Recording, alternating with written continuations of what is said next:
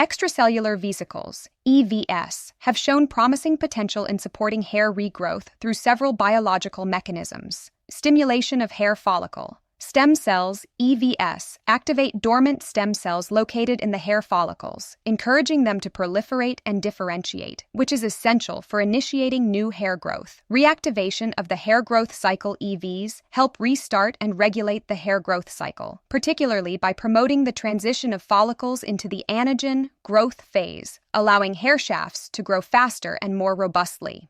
Promotion of local angiogenesis EVs promote the formation of new blood vessels around hair follicles.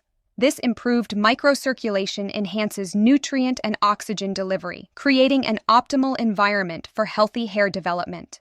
Together, these mechanisms help wake up dormant hair follicles and support the regrowth of stronger, healthier hair.